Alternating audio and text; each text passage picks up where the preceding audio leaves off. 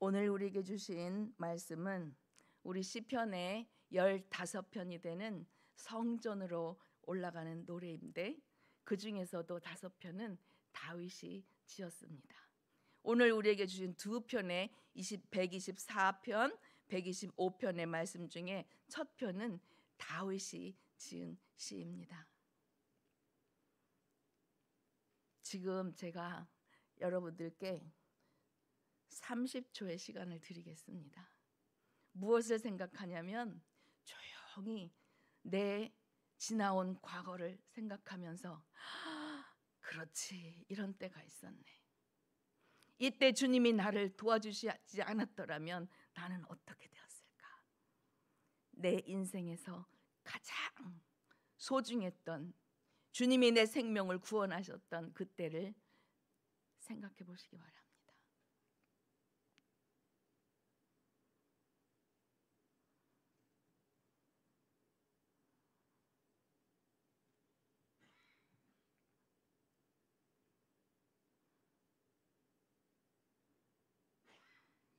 저는 어제 말씀을 준비하다가 또 지속 말씀을 묵상하다가 여러 가지 일들이 떠올랐는데 그 중에 3가지를 제가 꼽았습니다. 야, 진짜 이때 하나님이 아니었으면 나는 지금 여기 없구나. 그 3가지 중에 한 가지는 제가 조금 여인같이 보이십니까? 아니면 이제 나이가 들어서 남성같이 보이십니까? 제가 운전을 굉장히 좋아합니다.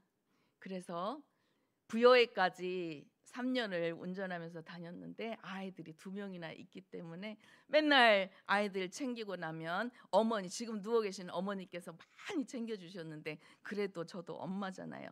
그래서 하고 아이들을 챙겨놓고 출근을 하려면 시간이 부족한 거예요. 부여까지 1시간 반을 갔다가 1시간 반을 되돌아오기를, 그때는 토요일까지도 근무를 했기 때문에 오랜 시간. 근데요, 제가 아주 난폭한 운전자였습니다. 그래서 보통 사람들이 1시간 반, 1시간 40분, 50분에 가야 할 길을 1시간에 반을 달리려면 모든 차를 다 뒤로 하고 제끼고 앞으로 달려가야 됩니다. 그런데 늘 그렇게 또 운전하는 걸 너무 좋아해요. 다니다가 어느 날 어떤 사람이 지금 누구인지도 기억을 못하는데 그런 얘기를 한번 했어요. 아이고, 애기 엄마가 참 겁도 없어. 어떡하려고 그래. 근데 그때는 제 귀에 들어오지 않았어요. 근데 이미 10년도 지나고 20년도 지나고 30년도 지났는데 어느 날 누군가의 어떤 상황을 보고 제가 뒤를 딱 돌이켜보고 하루 이틀도 아니고 3년간을 그렇게 번개처럼 날아다니면서 주변에 학교에서 선생님들이 우리 교장 선생님한테 전화가 와요. 그러면 교장 선생님이 우리 교실로 들어와요. 문을 딱 열으면서 유 선생, 오늘은 어떻게 학교에 왔는가? 그 나중에 하시는 말씀이 선생님들이 전화를 하시는 거예요. 유 선생, 그 운전 좀 살살하고 다니라고 하세요. 근데 그때는 왜 몰랐나 몰라요. 그저 신나게, 그저 재밌게, 그리고 바쁘게 다녔습니다. 근데 30년, 40년이 지난 어느 날 뒤를 돌아보고 제가 내가 무슨 짓을 했었던가 그러면서 등줄기에 땀이 쭉 나면서 하나님 감사합니다. 지금은 굉장히 잘하고 다닙니다. 또 한 가지 사건이 있는데요. 그때는 이것도 역시나 그만큼이나 정말 지금도 제가 깜짝깜짝 놀라고 눈물이 나는데요. 5살 때 우리 큰아이를 데리고 대전 중앙시장 그 지하상가를 갔는데 잠시 한눈을 파는 사이에 아이가 없어졌습니다. 상상이 안 되시죠? 네, 아이를 잊어버려 본 사람 압니다. 그래서 그 아이를 시간도 얼마 안 됐어요. 한 3분 내에 찾았는데 뛰쳐나와서 1,200m, 1,200m 눈에 불이 나게 하나님 도와주세요. 하나님 찾아주세요. 안 됩니다. 만약에 그때 내가 그 아이를 잊어버렸더라면 제가 지금 어떻게 됐을까? 상상만 해도 끔찍하죠. 그래서 그때 그 아이를 부둥켜 안고, 근데 바로 제 앞에 그 분수대에서 분수를 쳐다보고 놀고 있더라고요. 그래서 지금도 늘 그때 생각하면 하나님의 은혜가 없었더라면 저는 지금 이런 시간이 없습니다 라고 고백을 하는데, 한 가지 마지막 사건, 오늘 또 말씀을 읽으면서 제가 생각했던 사건이 뭐냐면 엄청난 사건입니다. 제 인생에도 엄청난 사건일 뿐더러 앞에 계신 분들에게도 엄청난 사건이 되겠지요. 하나님이 나를 선택하지 않으셨더라면, 누군가가 나에게 복음을 전해주지 않았더라면, 복음을 전했을 때 내가 교회에 나가지 않았더라면 내 인생은 어떻게 되었을까? 그래서 나를 구원해 주신 그 하나님의 은혜를 생각하면 그냥 앉아도 그거 생각하면 눈물이 펑펑 나올 때가 많이 있습니다. 물론 때때로는 그걸 잊어버리고 또 이거 내 인생 내가 사는 거야 교만할 때도 있지만, 그러나 우리가 늘 주님 앞에 나와 내 인생을 돌아보며 또 나를 구원하신 하나님을 생각할 때 우리의 눈에서는 눈물이 아니 나올 수가 없고 우리의 입에서는 감사의 고백이 나오지 않을 수가 없죠. 우리는 모두 인생의 순례길을 가는 사람들입니다. 그래서 이 시편 120편부터 135편까지는 성전을 올라가는 노래라고 나와 있는데요. 이 성전, 어떤 성전을 말씀합니까? 하늘나라에 우리가 앞으로 갈 그 성전, 시온성에 우뚝 솟아있는 예루살렘, 그 안에 들어있는 하나님의 성전, 거기에 갈 것을 우리가 생각하면서 이 힘들고 어려운 순례길을 누구와 함께요? 우리 주님과 함께 신나게 한 걸음 한 걸음 어려움아 가라. 너는 나를 건드릴 수 없다. 나는 주님이 구원하신 하나님의 백성이며 앞으로도 구원할 것이며 나는 승리자야. 너는 나를 건드릴 수 없어. 이렇게 어떤 어려움과 상황 가운데서도 그것에게 선포하며 너는 나를 건드릴 수 없다. 나는 하나님의 자녀다. 그렇게 우리가 매일매일을 새롭게 다짐하고 간구하며 일어나는 것입니다. 우리는 인생을 여행하는 순례자인데 홀로 걷지 않습니다. 하나님과 함께 가는 자들입니다. 얼마나 감사하십니까? 시편 124편 125절은 바로 그것을 고백하는 그러한 말씀인데요. 시편 124편 1절과 2절은 방금 제가 고백한 내용 바로 그대로예요. 하나님이 우리를 돕지 않았더라면 어쩔 뻔했을까? 3, 4, 5절에는 이렇게 큰일 날 뻔했다. 죽었을 거야. 나 없어 여기. 이미 악에게 사로잡혀서 나는 이 세상 사람이 아니야.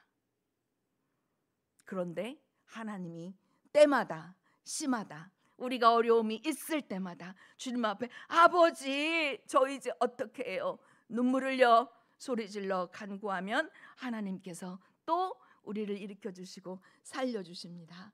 그리고 또 감사의 고백을 합니다.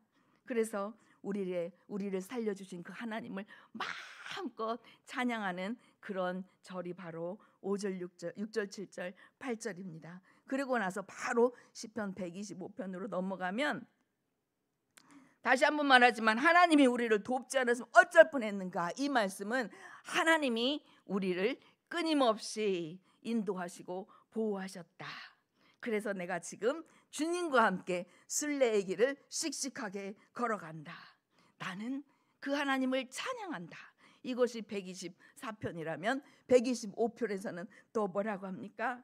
125편은 1절과 2절, 그 다음에 3절, 그 다음에 4절, 5절 이렇게 시로 되어 있는데요. 1, 2절에서 여호와를 신뢰하는 자, 바로 우리에게 그런 자가 되라고 말씀하십니다. 굳건한 반석이시며 우리를 철벽 방어하시는 그 하나님, 그분을 의지하면서 살아야겠다.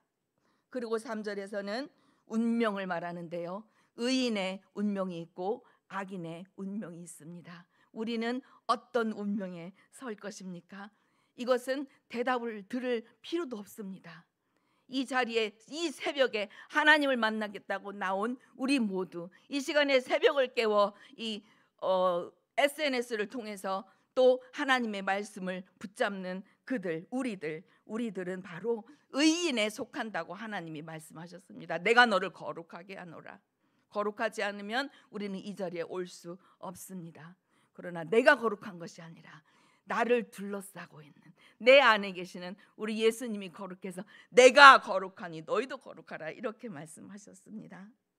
자, 그러면 그리고 마지막에는 항상 우리가 축복의 기도를 끝을 냅니다. 축복하고 평강을 원하고 나를 위해 기도하는 것이 아니라 내 이웃을 위해서, 내 가정을 위해서, 내 나라와 내 민족을 위해서, 하나님이 사랑하시는 세계 열방을 위해서 우리가 늘 기도를 하는 것이지요. 우리 1절과 2절을 다시 한번 살펴보겠습니다. 시편, 혹시 말씀이 가능하시면 1절과 2절을 다시 한번 읽어보겠습니다. 이스라엘은 이제 말하기를 여호와께서 우리 편에 계시지 아니하였더라면 우리가 어떻게 하였으랴. 사람들이 우리를 치러 일어날 때에 여호와께서 우리 편에 계시지 아니하였더라면, 이것은 굉장히 반어법이죠. 조건절입니다. 이렇게 하지 않았으면 어땠을까? 여러분, 말씀으로 들어가 보면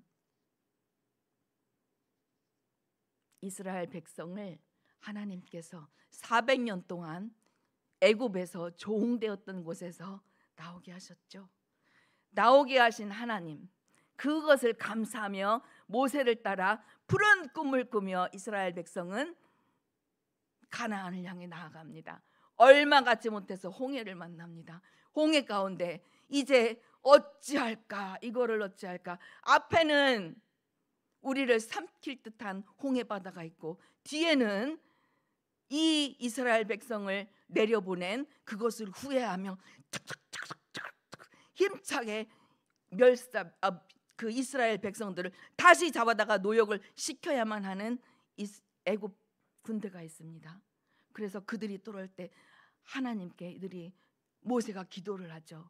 그때에 하나님께서 홍해물을 가르지 않으셨다면 어떠했을까요? 아마 거기서 이스라엘 백성은 물에 잠겨서 다 멸살했거나 아니면 뒤에 따라온 애굽 군대에 의해서 멸살했거나 다시 애굽에 돌아가서 똑같은 종노릇을 했거나 그렇지 않습니까? 또 그뿐 아닙니다. 이 시를 다윗이 썼다고 했는데요. 다윗이 우리는 다윗 왕, 하나님께서 지극히 사랑하신 자 얼마나 멋있냐 그러는데, 그 영광의 시간, 왕이 되는 그 시간을 갖기 전에 1년도 아닙니다. 2년도 아닙니다. 10년 동안, 그 10년의 세월을 다윗은 사울에게 쫓기기 시작하죠.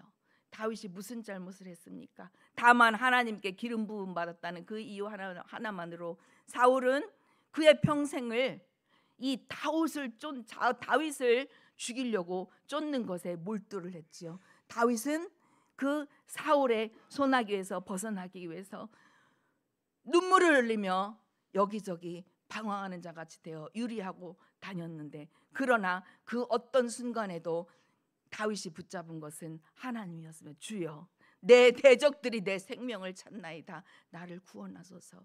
그리고 울부짖었습니다.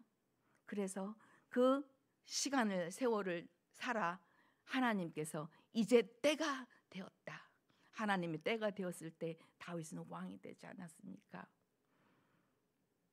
우리가 어려움을 만났을 때 다윗처럼 되고 싶다면 우리는 그 환경에서 불평불만할 것이 아무것도 없습니다. 힘들어요. 때로는 힘들어요. 하나님, 왜 나에게 이런 고통을, 왜 응답하지 않으십니까? 그러나 거기서 조용히 눈을 감고 내 것을 말하는 것이 아니라 나를 향한 하나님의 뜻은 무엇일까, 이것을 생각하면, 우리 하나님 또 나인데 무엇을 주시려고, 견딜 수 없는 이 순간, 이거 다 하나님의 뜻이 있는 거다. 그리고 금방 죽을 것 같지만 결국 하나님이 승리하신다. 그렇죠? 그 승리의 하나님을 바라보면서 우리는 또 기도하고 또 앞으로 주님과 함께 나아가는 것입니다. 3절과 4절에서 보면 본문의 3절에서 그 방금 우리가 다윗의 어려운 것에 대해서 이야기를 나눴는데요. 3절 제가 한번 읽어보겠습니다. 그때에 그들의 노여움이 우리를 맹렬하게 우리를 산채로 삼켰을 거다. 언제? 하나님이 나와 함께하지 않으시더라면. 그때 물이 우리를 휩쓸어 시내가 우리의 영혼을 삼켰을 거다. 방금 말씀드린 애굽 군대에게 쫓기던 이스라엘 백성의 홍해를 가르신 그 하나님, 그분이 아니었더라면 우리는 영혼이 멸망했을 것이다. 그때 넘치는 물이 우리 영혼을 삼켰을 것이로다. 노아의 방주도 마찬가지죠. 하나님의 말씀을 듣지 않고 그 하나님의 방주 안에 들어갔던 자들은 모두 그 맹렬한 폭우와 노여움, 폭풍의 노여움 속에서 그들은 다 죽었습니다. 그러나 하나님의 방주 안에 들어간 자들은 살았습니다. 우리는 하나님의 방주에 있는 자들입니다. 그래서 이 반어법은 이렇게 하나님이 이렇게 하지 않으셨다면 나는 어쩔 뻔했나. 근데 우리의 고백은 뭡니까? 내가 하나님이 나를 붙잡고 계셔서 나는 살아났다. 그리고 나는 앞으로 향하여 전진한다. 우리 예수님이 제자들과 함께 무슨 강이죠? 갑자기 생각이 안 납니다. 그 강, 바다. 무슨 바다죠? 에? 갈릴리 바다. 갈릴리 호수에서 우리 주님께서 야, 네 배 좀 타고 강 좀 건너보자. 그리고 탔잖아요. 탔는데 갑자기 휙휙 난리가 났잖아요. 폭풍이 일었죠. 죽을 것 같았죠. 그 죽을 것 같은 심정, 지금 우리가 그 배 안에 내가 있다고 생각하면 상상이 가실 겁니다. 죽을 것만 같은 게 아니라 나는 죽었다 포기가 되는 겁니다. 그런데 보니까 예수님은 조용히 주무시고 계십니다. 주여, 우리가 죽겠나이다. 우리가 새벽에 나와서 어떤 문제를 갖고 나왔든 아니면 오늘도 주님의 인도를 받고 싶어서 나왔든 우리는 주님 앞에 주여, 내가 죽겠나이다. 주님 나를 도우소서. 예수님이 일어나서 하신 일은 그 바다를, 폭풍 같은 바다를, 우리가 안고 나온 그 모든 문제들, 오늘의 문제들, 그 환난과 어려움, 구약시대에서 물은 때때로 어려운 환난을 상징하는데요. 그 어려움 속에서 어려움을 향하여 하나님이 잠잠하라. 환난아, 내 아들과 내 딸에게서 떠나갈지어다. 하나님이 명령하시면 우리가 다시 살아나고 어려움과 환난은 평안해지고 우리는 또 앞을 향하여 전진하는 것입니다. 이것을 지속하는 것이 우리의 신앙인데요. 날마다 새로워져야 되는 것이고 날마다 주님 앞에 나와 엎드려져야 되는 것이죠. 한 가지만 더 말씀드리면 바울과 베드로도 마찬가지잖아요. 두 분 다 감옥에서 하나님이 올무에서 새같이 사냥꾼의 올무에서 얽매였던 자들, 그래서 육신적으로도 어찌할 수 없이 묶여있던 자들 하나님께서 올무를 끊어주셨습니다. 사람으로는 불가능합니다. 물론 바울은 그 어린 영혼 간수를 생각해서 나 여기 있어, 아직 가지 않았어. 그러나 또 반전의 반전, 하나님은 그 간수를 구원하여 주셨습니다. 그래서 우리는 어느 형편에 있을지라도 사냥꾼의 올무에 묶여서 그대로 죽을 자들이 아닙니다. 그것을 생각하면 내가 가지고 나온 그 어떤 문제도 결국은 주님께서, 내가 믿음을 갖고 앞으로 전진하기만 하면 주님이 다 해결해 주실 거야. 안 해주시는 게 아니야. 시간이 지나가면 가장 좋은 시간에 가장 좋은 것으로 하나님이 나에게 주실 거야. 아멘. 그래서 그런 간증들이 쏟아져 나온 간증들이 뒤에 하고 싶은 말이 너무 많은 성도님들이 제 앞에 계시지 않습니까? 이 새벽에 어떤 기도를 넘어서 먼저 하나님, 내 인생을 되돌아보니 주님의 은혜 없이는 살지 못했을 시간이고 하나님의 은혜 때문에 내가 이 자리에 서 있습니다. 감사합니다. 기도하시고 또 힘차게 살아가시고 어떤 문제도 주님이 해결해 주실 것을 확신하고 믿으면, 예수님이 말씀하셨습니다. 너희가 겨자씨 한 알만한 믿음만 얼마나 작아요. 눈에 잘 보이지도 않을 수도 있는 그 작은 믿음만 갖고 있으면 해결돼. 산도 바다로 넘어가는데 너의 문제를 내가 해결하지 못하겠니? 그 말씀을 하십니다. 그래서 125절의 마지막에 보면 우리가 할 수 있는 것은 축복과 평강을 위한 기도입니다. 한번 제가 읽어보겠습니다. 여호와여, 선한 자들과 마음이 정직한 자들을 선대하소서. 당신의 백성들입니다. 자기의 굽은 길로 치우치는 자들은 여호와께서 죄를 범하는 자들과 함께 다니게 하시리로다. 하나님의 말씀에 어긋난 자들입니다. 그러나 마지막에 하나님 또 우리가 기도합니다. 이스라엘에게는 평강이 있을지어다. 아멘. 감사합니다. 민수기 6장 22절로 27절 이렇게 말씀하십니다. 이것은 하나님께서 모세에게 언약으로 말씀하신 것인데 제사장 아론과 그의 아들들이 이스라엘 자손을 위해 축복을 빌라고 하십니다. 그러면 내가 복을 주겠다라고 말씀하십니다. 그래서 우리는 하나님 편에 신실하게 서서 내 마음과 내 뜻과 정성을 다해 말씀과 함께하며 말씀을 따라 살기 위해 말씀을 놓고 문제도 말씀을 가지고 기도하면 또 은혜를 갈망하는 우리에게 하나님이 새로운 평강의 시간을 주실 것이며 또 나뿐 아니라 내가 평안한 시간일 때 내 이웃, 내 사랑하는 형제, 환우들 그리고 문제에 직면한 자들 들어주시고 인정해 주시고 이해해 주시고 같이 기도할게. 이것이 바로 함께 하늘나라 순례의 길을 향하여 나아가는 아름다운 우리 태평중앙교회 모습이 될 줄 믿습니다. 아멘. 자녀들을 위해서도 축도를 해주세요. 축복을 해주세요. 이웃을 위해서도 축복을 해주세요. 축복을 우리는 축복하기 위해서 모여있는 사람들입니다. 우리 다 같이 항상 하나님의 약속을 붙잡고 내가 너를 붙잡고 있다. 나는 내 편이다. 그 말씀을 믿으면서 근심되는 일이 있을 때 주님 앞에 모든 것을 내려놓고 당당하게 그 문제를 향하여 선포하고 걸어가서 끝까지 참된 승리를 이루시는 우리 성도님들이 되시기를 소망합니다.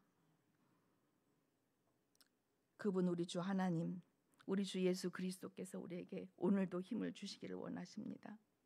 우리가 기도하고 있으면 육신이 연약한 우리는 힘이 없지만 악인들의 유혹의 손에 걸려 넘어질 때도 나는 두려워서 뒤로 떠나고 싶지만 주여 주님의 이름을 붙잡고 주님을 만나고자 기도할 때에 분명히 피할 길도 주시고 넘어갈 길도 주시고 감당치 못할 시험이 없다 하셨으므로 우리는 승리의 길을 걸어갈 것입니다. 아멘. 기도하겠습니다.